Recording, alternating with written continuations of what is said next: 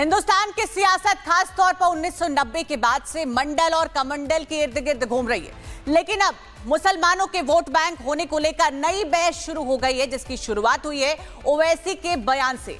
M यानी कि मुस्लिम समीकरण वो फैक्टर है, असर हर सियासी दल पर होता है और बीते 4 दिनों से दो बड़े मुसलमानों के नेताओं ने दो बयानों से सवाल खड़ा कर दिया है कि क्या भारत में यम यानी कि मुसलमानों का सेंटिमेंट बदलने लगा है। आपको एक रिपोर्ट दिखाते हैं।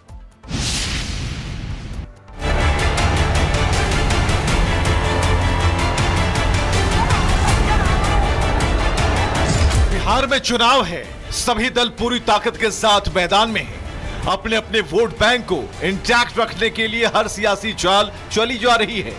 हर बार की तरह इस बार भी जाति फैक्टर हावी है। 2020 की तरह इस बार भी ओवैसी मैदान में है, लेकिन बीते 4 दिनों में दो बड़े मुस्लिम नेताओं ने नई बहस छेड़ दी है। पहला ओवैसी जो कह रहे हैं मुस्लिम को ही मुख्यमंत्री होना चाहिए, और दूसरा समाजवादी पार्टी के नेता आजम खान जो कह रहे हैं नेता टोपी सिर्फ जेब में रखते हैं। दरअसल बिहार चुनाव में ओवैसी के उतरने से महागठबंधन को सीमांचल में नुकसान झेलना पड़ा था। इस बार ओवैसी ने अपना दायरा बढ़ा किया है। सीमांचल के साथ साथ मिथिलांचल में उम्मीदवार उतारे हैं। टारगेट 2 है, पहला पार्टी का दायरा बढ़ाना और दूसरा अधिक से अधिक मुसलमानों का समर्थन। बिहार चुनाव में पूरी ताकत झोंकने वाले ओवैसी के निशाने पर कांग्रेस और आरजेडी है। दरअसल महागठबंधन ने सीएम पद के लिए तेजस्वी तो डिप्टी सीएम के लिए मुकेश सहनी के नाम का ऐलान किया है, और इसी को लेकर ओवैसी महागठबंधन पर हमलावर है। मल्ला का बेटा डिप्टी सीएम, मोहम्मद का बेटा डिप्टी सीएम क्यों नहीं, डिप्टी सीएम नहीं, मुख्यमंत्री होगा। डिप्टी सीएम क्या कॉन्स्टिट्यूशनल पोस्ट है? उसका कॉन्स्टिट्यूशन में कुछ है ही नहीं डिप्टी सीएम का। बताइए, अगर मुझे ओहदा मिलेगा तो लॉलीपॉप होगा, मुझे ओहदा चाहिए सीएम का, तो उसमें कुछ कर पाएंगे। डिप्टी सीएम क्या करेगा? कुछ नहीं, उसका कॉन्स्टिट्यूशन में है ही नहीं जिक्र। कौन बनाएगा? जनता बनाएगी, अल्लाह बनाएगा, इंशाल्लाह जनता के जरिए बनाएगा, क्यों नहीं बनाएगा। इस बात में कोई दो राय नहीं कि मुसलमान एकमुश्त होकर बिहार में तेजस्वी यादव और यूपी में अखिलेश यादव का साथ देते आए हैं, और भागीदारी कम मिलने पर ओवैसी इसी वजह से तेजस्वी पर निशाना साधते हैं। और अब उत्तर प्रदेश से भी मुसलमानों के सियासी इस्तेमाल की आवाजें उठने लगी हैं। हैरानी की बात यह है कि ये आवाज वही दल उठा रहे हैं जो दशकों से मुसलमानों के वोट बैंक की मदद से अपना सियासी सिक्का चला रहे हैं। तुम 14% और 36% तुम, और हमको बोल रहे दरी बिछाओ, दरी बिछाओ, दरी बिछाओ। अक़लियत और बिलखुसूस मुसलमानों की नुमाइंदगी वही होना चाहिए जो मुसलमानों के नुमाइंदे हों। महज टोपी ओढ़कर बैठ जाने से कोई मुसलमानों का नुमाइंदा नहीं हो जाता। बिहार की बात करें तो ओवैसी की नजर केवल विधानसभा सीटों पर नहीं, बल्कि ओवैसी अधिक से अधिक मुसलमानों का वोट बैंक अपनी तरफ खींचना चाहते हैं, ताकि आने वाले समय में AIMIM बड़े प्लेयर के रूप में उभर कर सामने आए। इसलिए ओवैसी ने सीमांचल के साथ साथ मिथिलांचल की 4 सीटों पर उम्मीदवार उतारे हैं। पहला दरभंगा शहर, जहां 23.3% मुस्लिम आबादी है, जाले जहां 29%, केवटी में 30.9%, विस्फी में 31% मुस्लिम आबादी है।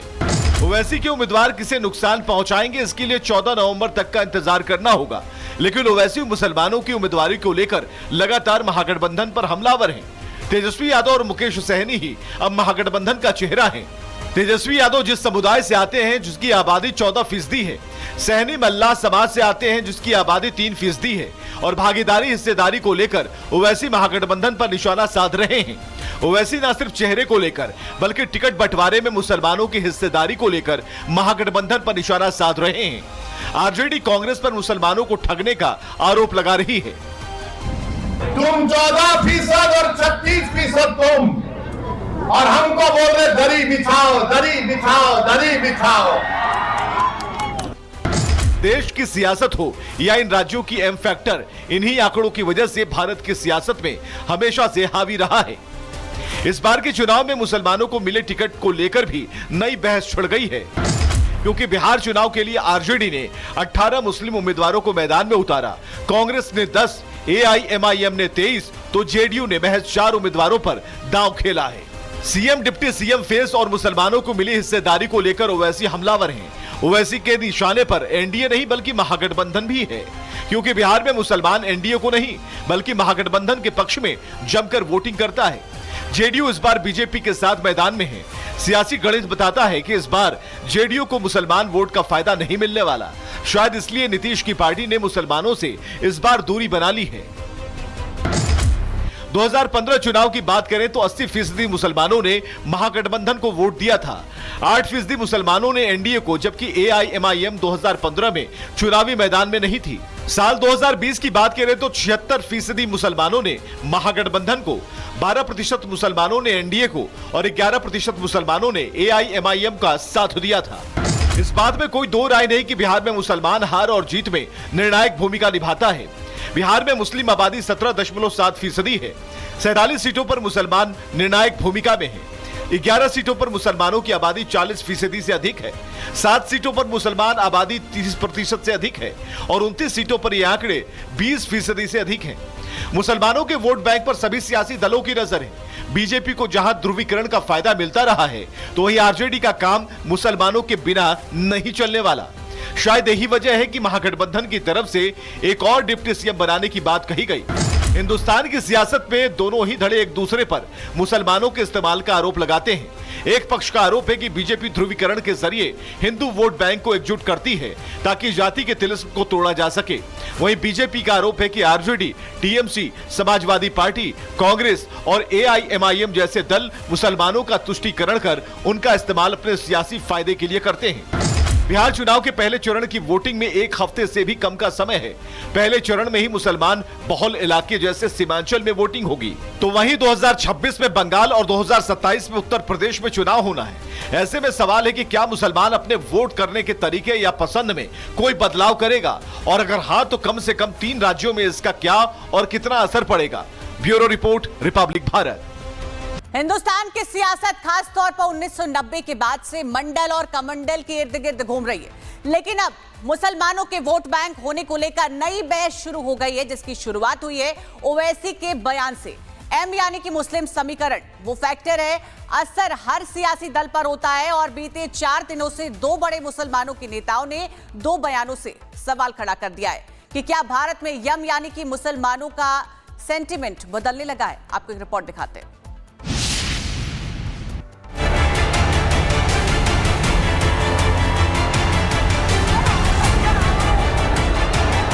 बिहार में चुनाव है, सभी दल पूरी ताकत के साथ मैदान में हैं। अपने अपने वोट बैंक को इंटैक्ट रखने के लिए हर सियासी चाल चली जा रही है।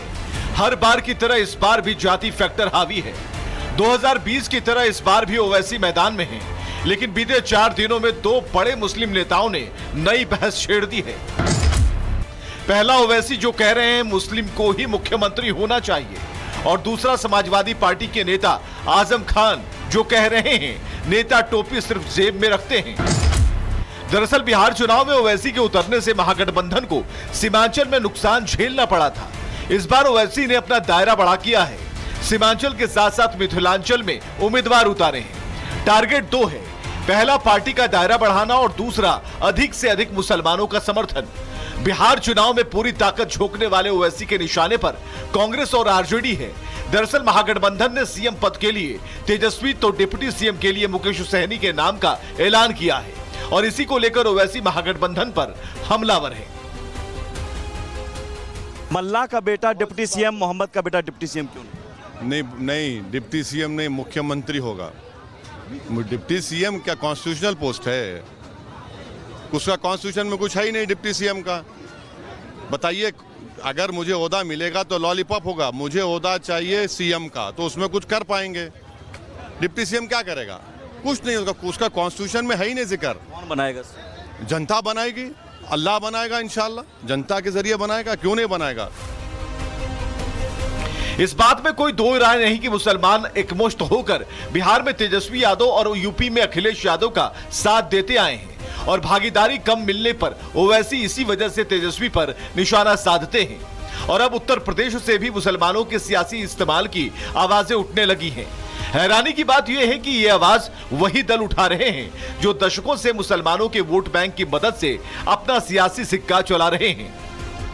तुम 14% और 36% तुम, दरी बिछाओ। अक़लियत और बिलखुसूस मुसलमानों की नुमाइंदगी वही होना चाहिए जो मुसलमानों के नुमाइंदे हों। महज टोपी ओढ़कर बैठ जाने से कोई मुसलमानों का नुमाइंदा नहीं हो जाता। बिहार की बात करें तो ओवैसी की नजर केवल विधानसभा सीटों पर नहीं, बल्कि ओवैसी अधिक से अधिक मुसलमानों का वोट बैंक अपनी तरफ खींचना चाहते हैं, ताकि आने वाले समय में AIMIM बड़े प्लेयर के रूप में उभर कर सामने आए। इसलिए ओवैसी ने सीमांचल के साथ साथ मिथिलांचल की 4 सीटों पर उम्मीदवार उतारे हैं। पहला दरभंगा शहर, जहां 23.3% मुस्लिम आबादी है, जाले जहां 29%, केवटी में 30.9%, विस्फी में 31% मुस्लिम आबादी है। ओवैसी के उम्मीदवार किसे नुकसान पहुंचाएंगे, इसके लिए 14 नवंबर तक का इंतजार करना होगा। लेकिन ओवैसी मुसलमानों की उम्मीदवारी को लेकर लगातार महागठबंधन पर हमलावर हैं। तेजस्वी यादव और मुकेश सहनी ही अब महागठबंधन का चेहरा है। तेजस्वी यादव जिस समुदाय से आते हैं जिसकी आबादी 14% है, सहनी मल्लाह समाज से आते हैं जिसकी आबादी 3% है, और भागीदारी हिस्सेदारी को लेकर ओवैसी महागठबंधन पर निशाना साध रहे हैं। ओवैसी न सिर्फ चेहरे को लेकर बल्कि टिकट बंटवारे में मुसलमानों की हिस्सेदारी को लेकर महागठबंधन पर निशाना साध रहे हैं। आरजेडी कांग्रेस पर मुसलमानों को ठगने का आरोप लगा रही है। तुम 14% और 36% तुम, और हमको बोल रहे दरी बिछाओ, दरी बिछाओ, दरी बिछाओ। देश की सियासत हो या इन राज्यों की एम फैक्टर, इन्हीं आंकड़ों की वजह से भारत की सियासत में हमेशा से हावी रहा है। इस बार के चुनाव में मुसलमानों को मिले टिकट को लेकर भी नई बहस छिड़ गई है, क्योंकि बिहार चुनाव के लिए आरजेडी ने 18 मुस्लिम उम्मीदवारों को मैदान में उतारा, कांग्रेस ने 10, AIMIM ने 23, तो जेडीयू ने महज 4 उम्मीदवारों पर दांव खेला है। सीएम, डिप्टी सीएम फेस और मुसलमानों को मिली हिस्सेदारी को लेकर ओवैसी हमलावर हैं। ओवैसी के निशाने पर एनडीए नहीं बल्कि महागठबंधन भी है, क्योंकि बिहार में मुसलमान एनडीए को नहीं बल्कि महागठबंधन के पक्ष में जमकर वोटिंग करता है।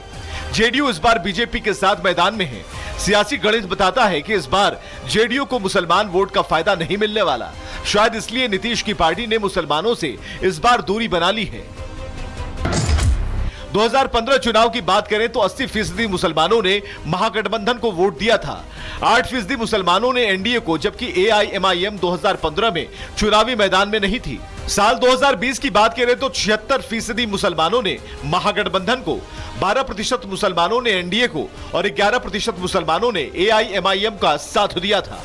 इस बात में कोई दो राय नहीं कि बिहार में मुसलमान हार और जीत में निर्णायक भूमिका निभाता है। बिहार में मुस्लिम आबादी 17.7% है। 47 सीटों पर मुसलमान निर्णायक भूमिका में है। 11 सीटों पर मुसलमानों की आबादी 40% से अधिक है। 7 सीटों पर मुसलमान आबादी 30% से अधिक है और 29 सीटों पर ये आंकड़े 20% से अधिक हैं। मुसलमानों के वोट बैंक पर सभी सियासी दलों की नजर है। बीजेपी को जहां ध्रुवीकरण का फायदा मिलता रहा है, तो वहीं आरजेडी का काम मुसलमानों के बिना नहीं चलने वाला। शायद यही वजह है कि महागठबंधन की तरफ से एक और डिप्टी सीएम बनाने की बात कही गई। हिंदुस्तान की सियासत में दोनों ही धड़े एक दूसरे पर मुसलमानों के इस्तेमाल का आरोप लगाते हैं। एक पक्ष का आरोप है कि बीजेपी ध्रुवीकरण के जरिए हिंदू वोट बैंक को एकजुट करती है ताकि जाति के तिलिस्म को तोड़ा जा सके। वहीं बीजेपी का आरोप है कि RJD, TMC, Samajwadi party, Congress और AIMIM जैसे दल मुसलमानों का तुष्टीकरण कर उनका इस्तेमाल अपने सियासी फायदे के लिए करते हैं। बिहार चुनाव के पहले चरण की वोटिंग में 1 हफ्ते से भी कम का समय है। पहले चरण में ही मुसलमान बहुल इलाके जैसे सीमांचल में वोटिंग होगी, तो वहीं 2026 में बंगाल और 2027 में उत्तर प्रदेश में चुनाव होना है। ऐसे में सवाल है कि क्या मुसलमान अपने वोट करने के तरीके या पसंद में कोई बदलाव करेगा, और अगर हाँ तो कम से कम 3 राज्यों में इसका क्या और कितना असर पड़ेगा। Bureau report, Republic Bharat.